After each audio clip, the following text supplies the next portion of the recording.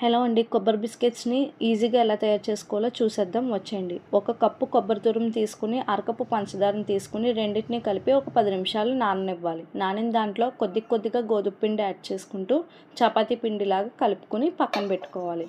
ఈ గోధుమ పిండి ప్లేస్లో మీకు నచ్చితే మైదా పిండి కూడా యాడ్ చేసుకోవచ్చు. నేను పిల్లలకి స్నాక్స్ కింద చేస్తున్నానని గోధుమ పిండి అయితే వేసుకున్నాను.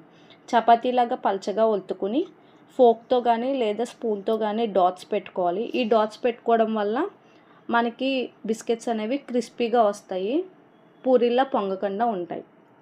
తర్వాత మీకు నచ్చిన షేప్స్లో నేను రౌండ్ షేపు, డైమండ్ షేపుకి అయితే బిస్కెట్స్ని కట్ చేసుకున్నాను. డీప్ ఫ్రైకి సరిపడా ఆయిల్ పెట్టుకుని ఆయిల్ మరిగిన తర్వాత మంటని మీడియం ఫ్లేమ్లో పెట్టుకుని వీటిని మనం లైట్ గోల్డెన్ బ్రౌన్ కలర్ వచ్చేంత వరకు వీటిని ఫ్రై చేసుకోవాలి.